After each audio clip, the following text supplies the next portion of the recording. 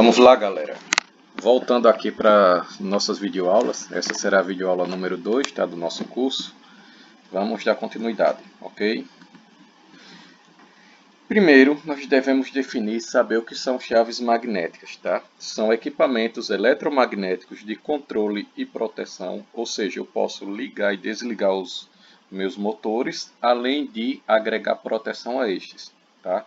São capazes de conduzir e interromper correntes em condições normais, em sobrecarga e em curto-circuito. Porém, para que esta função seja adequada, nós devemos fazer o dimensionamento correto dessas chaves, dimensionamento dos componentes desta chave, porque eu posso ter algum defeito e ela ser incapaz de operar de forma adequada. E é isso que nós vamos aprender agora, aprender a dimensionar essas chaves magnéticas. E quais são as chaves magnéticas que nós vamos aprender a dimensionar de forma correta? Serão as chaves magnéticas de partida direta, partida estrela-triângulo e partida compensada. Vamos lá. Os dispositivos mais utilizados em baixa tensão são de seccionamento e de proteção.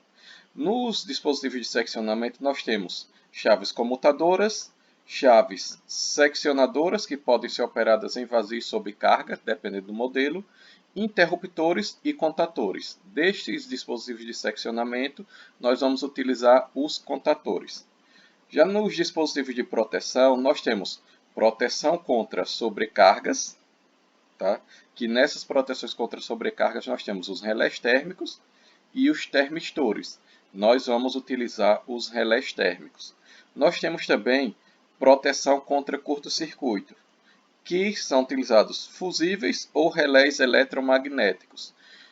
Resumindo isso aqui, dos dispositivos utilizados em baixa tensão, nós vamos utilizar para seccionamentos contatores, de proteção contra sobrecarga relés térmicos e proteção contra curto-circuito fusíveis. Tá? Lembrando que existem outros dispositivos de proteção, como por exemplo disjuntores motores, mas isso não vai ser trabalhado neste curso. Tá? A parte de disjuntor motor pode ser dado um curso extra, um curso à parte. Eu estou pensando em desenvolver outro curso somente com dimensionamento de disjuntores motores, onde os disjuntores motores não serão utilizados apenas para a proteção e acionamento de motores elétricos, e sim também para instalação industrial em geral. Aqui para as características, tá, das chaves, nós vamos ver os principais componentes de instalação, de montagem de uma chave de partida VEG. Tá? Lembrando mais uma vez que todos os componentes dessas chaves são da fabricação VEG, ou seja, todo o encaixe, todo o dimensionamento é padrão VEG, ok? Primeiro, fusíveis. Fusíveis são os elementos mais tradicionais da proteção contra curto-circuito de sistemas elétricos. Tá? Sua operação é baseada na fusão, ou seja, na queima, na ruptura, na interrupção do caminho da passagem da corrente elétrica, que no caso é o elemento fusível que se rompe. Este elemento fica dentro do fusível, tá? Internamente. Aqui nós temos duas imagens, tá? Aqui é a imagem de um fusível tipo NH, conhecido também como fusível tipo faca. Tá? Aqui é o elemento fusível, certo? E aqui nós temos o fusível tipo D, ou diametral. Tá? Todos os fusíveis são da VEG. Tá?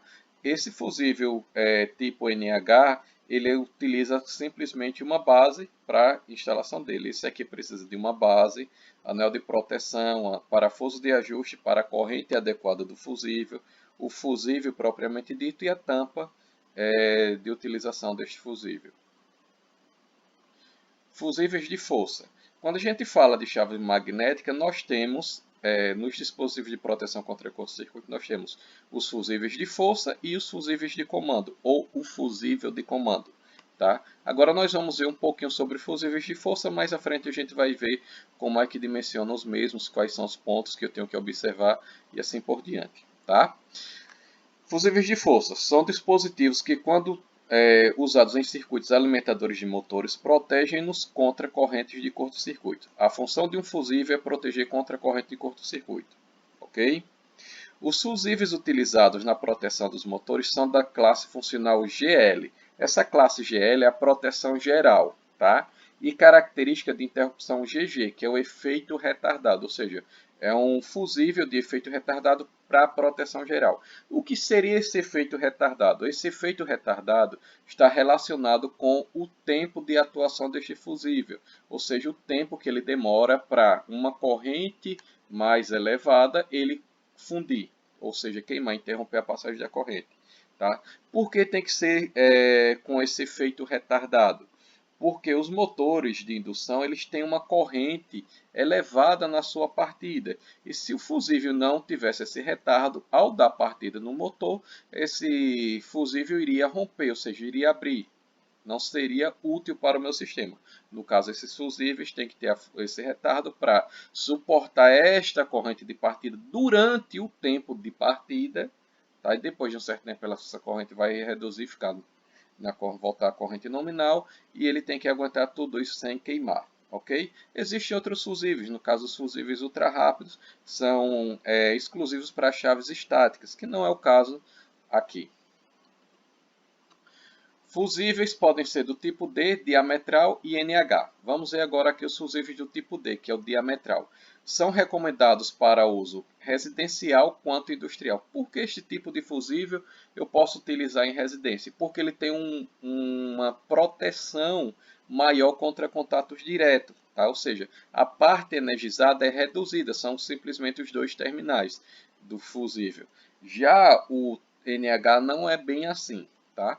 Eles são construídos em correntes normatizadas de 2 a 63 amperes, ou seja, tem um intervalo de 2 a 63 amperes. Tá? Sua capacidade de ruptura é de 50 kA. O que isso quer dizer? Quer dizer que a capacidade de interromper uma corrente de curto-circuito, esse fusível tem até 50.000 amperes, ou seja, se tiver um curto-circuito em um dado motor ou instalação que seja, essa corrente chegando até 50.000 amperes, esse fusível consegue interromper ela e manter interrompida, ou seja, secciona o meu circuito. Tá? Se a corrente ultrapassar esses 50.000 amperes, aí ele não vai conseguir interromper essa corrente, ela vai passar direto pelos terminais. A tensão máxima de utilização deste fusível é para 500 volts. Agora aqui nós temos o fusível NH. Tá? Os fusíveis do tipo NH, eles são de alta capacidade. São fusíveis conhecidos também como de alta capacidade. O que é essa alta capacidade? De onde é que vem esse nome? Da alta capacidade de ruptura deles. Nós vamos ver já já. São recomendados para uso industrial, ou seja, a utilização dele é restritamente industrial. E deve ser manuseado por pessoa qualificada, tá? Ou seja, não pode ser pessoas sem conhecimento técnico, tá? Qualquer pessoa possa manusear esse fusível. Por quê? Porque aqui na figura dele a gente vê toda essa parte metálica exposta, ou seja, tudo isso aqui é possível, é passivo de contato acidental com a parte. Isso aqui tudo fica tudo energizado, desde a sua estrutura, as tampas, o fechamento do fusível, tudo isso é fácil de um fácil contato, ou seja, tem que ser pessoas qualificadas para manusearem esse tipo de fusível e com equipamentos adequados, tá? São construídos para correntes normatizadas de 4 a 630 amperes. Sua capacidade de ruptura, aqui onde tem alta capacidade, é de 1.200 kA, ou seja, 1.200 kA. Perdão, 120 kA, tá? O que dá 120.000 amperes. Um curto-circuito de até 120.000 amperes, ele consegue extinguir isso. E sua tensão máxima de utilização é de 500 volts. Os fusíveis do tipo D têm dois tamanhos. D2, que são os fusíveis de 2 a 25 amperes, e D3, são os fusíveis de 35 a 63 amperes. Além desses tamanhos de base de fusível, é necessário também a troca do parafuso de ajuste para a corrente adequada do sistema. Tá? Já os fusíveis NH apresentam cinco tamanhos. NH000, que vai de 4 a 80 amperes, onde eles são instalados nas bases 00, NH00, que vai de 4 a 160 amperes, o tamanho da base 00. O NH1, fusível um pouco maior, ele vai de 50 a 250 amperes. O tamanho da base dele de instalação é a base 1. O NH2 vai de 125 amperes a 400 amperes. A base dele é tamanho 2. O NH3 vai de 315 a 630 amperes. A base dele é a tamanho 3. Aqui nós temos as curvas características dos fusíveis, tá? No caso aqui do fusível tipo D, note que ele vai de 2 amperes a 63 amperes. Vou demonstrar como é que a gente utiliza essas curvas, tá? Aqui é uma curva de tempo, aqui é o tempo em segundos, essa parte aqui é o tempo em segundos, essa parte aqui, esse eixo aqui, é a corrente em amperes, tá? Imagine que eu tenho um sistema onde a corrente de pico de partida seria 30 amperes e o meu tempo de partida seria 3 segundos. Como é que eu faço para identificar um fusível, dimensionar um fusível que suporte essa corrente de partida de 30 amperes por esse tempo de 3 segundos? Aqui notem, nós devemos pegar aqui, ó, aqui corrente em amperes. 1 ampere, 10 amperes. Para que eu identifique o 30 amperes, ó, 10, próximo 20, próximo 30. Seria essa linha aqui, ó, tá, de 30. Aqui eu tenho tempo em segundos. 1 segundo, 2, 3. Seria essa linha aqui. Quando eu pego o cruzamento dessas duas linhas, eu encontro esse ponto aqui. Tá? Automaticamente, eu devo pegar o fusível que está acima, ou seja, esse aqui, ó, que é um fusível de 10 amperes. No caso, seria um fusível tipo D de 10 amperes. Se eu pegasse, porventura, um fusível de 6 amperes, com essa corrente de 30 amperes, esse fusível de 6 amperes queimaria em menos de 0,3 segundos. Ou seja, não é adequado, não seria um fusível adequado para o meu tempo de partida. Tá? O ideal, neste caso, seria um fusível de 10 amperes. Ok? Aqui nós temos as curvas características do fusível tipo NH. Tá? Note que eu tenho bem mais curvas aqui, certo? Porque é uma categoria que tem mais correntes disponíveis. Tá? O método de identificação e determinação do fusível é o mesmo explicado no slide anterior.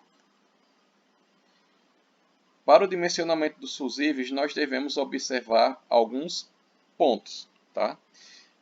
Isso aqui é para o fusível de força, ok? Os fusíveis devem suportar sem fundir o pico de corrente, ou seja, a corrente de partida do motor durante o tempo de partida, que isso é um dado da questão do motor, dado do equipamento. Com esses valores, corrente de partida e tempo de partida, eu devo verificar nas curvas de tempo e corrente qual é o fusível adequado para a proteção do motor, como eu expliquei agora há pouco. 2. Os fusíveis devem ser dimensionados para uma corrente de, no mínimo, 20% acima da corrente nominal do circuito de alimentação, do qual ele irá proteger. Para que isso? Para evitar o envelhecimento prematuro do fusível, ou seja, com o tempo de utilização, a queima deste sem a presença de curto-circuito. Ok? Os fusíveis de circuito de motores, além de proteger tudo, devem proteger os contatores e os relés. Esse é um ponto importante, porque quando a gente vai dimensionar, a última parte que a gente dimensiona são os fusíveis. A gente identifica se os contatores e relés suportam aquele fusível dimensionado. Vamos ver nos exemplos alguns casos, ok? Fusível de comando. Eu tenho que dimensionar os fusíveis de força e fusível de comando também. Fusível de comando serve basicamente para proteger os componentes que estão instalados no circuito de comando. Tá? Sua característica de interrupção é retardada e normalmente é utilizado o tipo D, tá? O fusível diametral. Estes devem suportar a corrente em regime e a de pico dos circuitos de comando, dimensionando-os para maior potência de consumo. O que isso quer dizer? Quer dizer que se eu tenho um contator, 1, 2, 3 contatores, não sei a quantidade de contatores, no momento da energização, do acionamento desse contator, ele vai consumir um pouco mais de corrente. Tá? Eu posso entrar com um contator, ele consome essa corrente um pouco mais, é o pico, seria a IP, a corrente de partida dele, tá? Por um determinado tempo. Quando ele fecha os contatos e o núcleo móvel se encontra com o núcleo fixo, diminui essa distância, a força eletromagnética vai ser menor.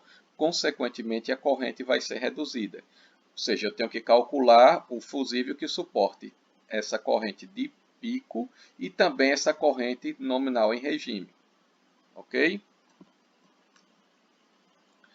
Para o dimensionamento do fusível, circuito de comando, aqui eu tenho algumas possibilidades. No caso, o circuito de comando sem transformador, ou seja, aquele que a alimentação vem da fonte CA pura, no caso 220, 380 ou 127 volts, que são os mais comuns. Tá? Primeiro, eu devo escolher um fusível onde a corrente do fusível seja superior à corrente de regime do meu circuito de comando. Tá? Eu vejo lá pelas potências de bobina e das cargas do circuito de comando, eu vejo, somo tudo isso e encontro a corrente de regime, a corrente dela de funcionamento. Tenho que verificar também se este fusível vai suportar a corrente de pico do circuito de comando durante o tempo de ligação, que no caso seria o tempo de ligação dos contatores, não é o tempo de partida do motor.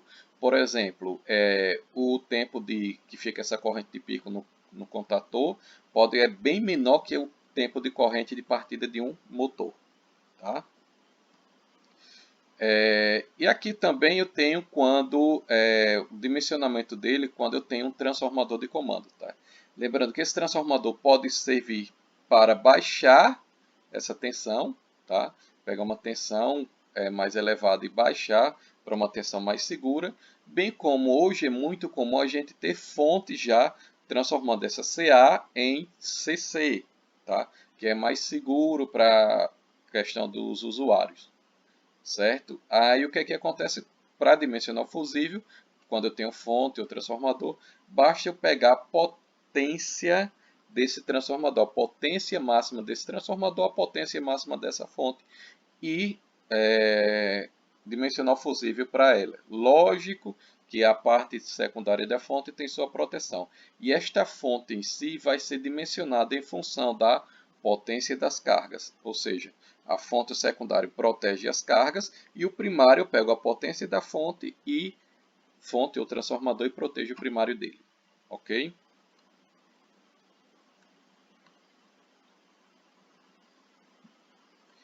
Contatores. O que são contatores? São chaves de operação não manual, ou seja, são chaves comandadas eletromagneticamente, ou seja, por meio de comandos, ao pressionar um botão ou receber um comando automático, ele vai ligar ou desligar. Tá? Tem uma única posição de repouso e é capaz de estabelecer, conduzir e interromper correntes em condições normais do circuito, inclusive sobrecarga no funcionamento. Tá? Basicamente a mesma definição de chaves magnéticas. Ele é formado por contatos, núcleo, bobina, molas e carcaça. Aqui nós vemos uma figura, uma vista explodida de um contator, onde nós temos todos os componentes, tá? O contator VEG, onde nós temos todos os componentes deste contator. Primeiro aqui, ó, nós temos a carcaça inferior, pois o núcleo fixo, nós temos anel de curto-circuito, tá? Desse núcleo, tá? Aqui essa partezinha mais escura aqui do núcleo fixo. Nós temos a bobina em si, nós temos uma mola, que faz com que quando eu tire a alimentação dessa bobina, ela volte seus contatos móveis para sua posição de repouso. Tá? Nós temos aqui os contatos, o núcleo móvel, nós temos o cabeçote móvel, onde ele é preso nesse núcleo móvel e ele também recebe os contatos móveis do meu contator. Nós temos aqui os contatos principais ou contatos de força, nós temos os contatos auxiliares, aqui no caso um contato auxiliar, tá? Note a diferença entre os contatos de força e contato auxiliar. Por que essa diferença? O contato de força ele é dimensionado em função da potência do motor, a corrente que o motor vai consumir. Já os contatos auxiliares são padronizados para 10 amperes, ou seja, a corrente máxima que vai circular por eles será de 10 amperes. Já que não, posso ter correntes absurdas, tá? Nós temos aqui as molas dos contatos, tá? Para que essas molas? Para garantir um balanceamento, um equilíbrio nos contatos. Tá? Quando ele fechar, ele tem essa pressão dos contatos. Ele tem sempre uma força pressionando ele e de forma equilibrada nos dois polos, tá? Entrada e saída. Nós temos aqui os contatos fixos, tá? Principais, contato fixo auxiliar, no caso 12 aqui. Nós temos parafusos e arruelas, que são os parafusos que prendem os condutores nesses contatos, tá? Os condutores ou os terminais, tá? Nesses contatos. E nós temos a carcaça superior e, por último, a capa de identificação que vai proteger, dar uma proteção a esses contatos. Para o dimensionamento dos contadores, nós devemos observar, primeiro, a categoria de emprego.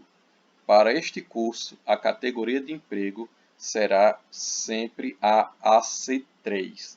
Nos manuais, nos catálogos da VEG, tem a corrente, tá, para outras categorias, um determinado contador para outras categorias de emprego. Mas nós vamos utilizar sempre a categoria AC3, que seria motor com rotor em gaiola de esquilo, tá, que é determinado essa categoria. Tá? Devemos observar a categoria de emprego. Para todo o curso vai ser sempre AC3. Tá? Se for outro caso, outro tipo de funcionamento, outra necessidade operacional e tem outras categorias, basta olhar no catálogo, não tem dificuldade. A tensão de comando, eu tenho que saber qual vai ser a tensão de comando primeiro, se vai ser CC, CA, a frequência e outras coisas, os dados de alimentação do meu contador. Quantidade de contatos auxiliares e fusível máximo admitido. Admitido está com erro. Perdão, português mandou lembrança, tá? Admitido. Beleza? Vamos lá. Aqui na classificação dos contadores, nós temos a seguinte parte. Nós temos aqui o primeiro, é o modelo do contador, CWM9. Esse CWM9, esse 9 aqui indica que é um contador que ele suporta 9 amperes na categoria AC3, tá? É o modelo do contador. Esse segundo código aqui, no caso 10, esse código 10 indica que ele tem apenas um contato NA. Se fosse, por exemplo, o código 11, ele teria um contato NA e um NF. Se fosse o código 01, ele só teria um NF. E assim por diante.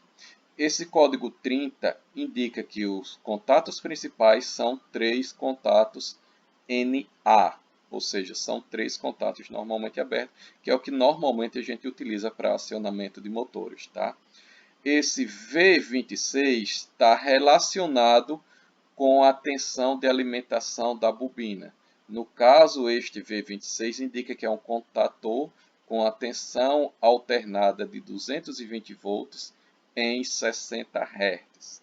Essa é a especificação do meu contador. É assim que nós fazemos a especificação. Relés de sobrecarga. São dispositivos de proteção contra sobrecarga baseados no princípio da dilatação das partes termoelétricas, ou seja, lâminas bimetálicas. Como é que funciona? Para que serve? Isso é um dispositivo que vai proteger o motor contra pequenas elevações de corrente. Não é curto-circuito. Tá? Ele não protege contra curto-circuito. Proteção contra curto-circuito é por meio do fusível. Tá? Proteção contra sobrecarga é quando eu tenho uma corrente acima da nominal do motor, da corrente ajustada por esse relé.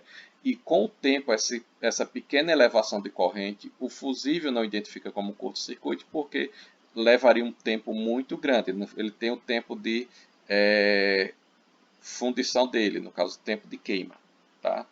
Aí, no caso, esse relé, com a passagem dessa corrente acima, corrente elétrica circulando por um condutor, gera aquecimento. Essa corrente acima da nominal vai gerar um maior aquecimento. Tá?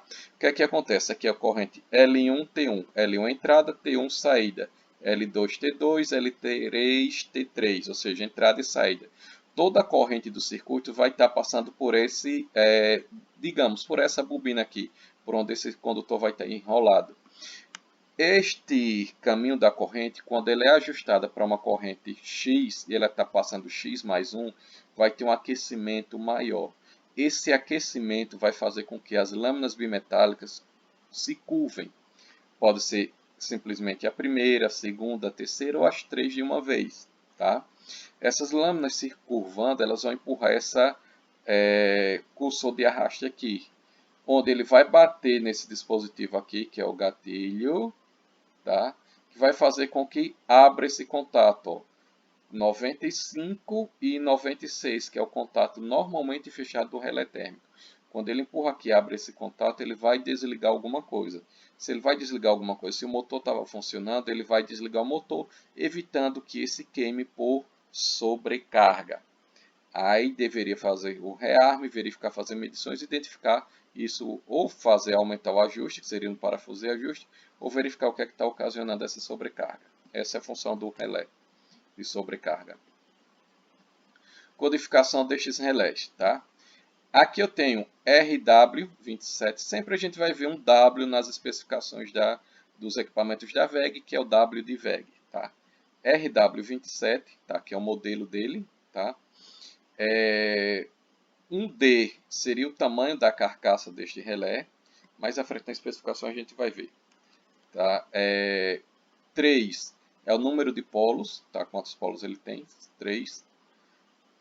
Esse 4 aqui, que é o C, é a classe de divisão. No caso aqui, eu tenho o código e a classe de divisão. Tá? 063 significa que ele seria de 63 amperes. C dividido por 100. 63 dividido por 100 dá 0,63. Ou seja, é um relé de 0,63. Faixa dele 0,63. Aqui nós temos exemplos. O 10. O 1, 10 é a corrente dele, ou seja, 10 dividido por 1 seria um relé de 10 amperes. D 0,63. D é 10, 0,63 é a corrente dele, seria 63 dividido por 10, 6,3 amperes. C063, foi o caso que eu expliquei, seria 63 dividido por 100, 0,63 amperes.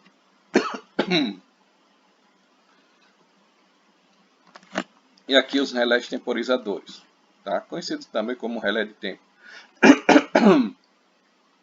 São dispositivos eletrônicos que permitem, em funções de tempos ajustados, comutar um sinal de saída de acordo com sua função. A função dele, ou seja, estrela triângulo, retardo na energização, retardo na desenergização e assim por diante.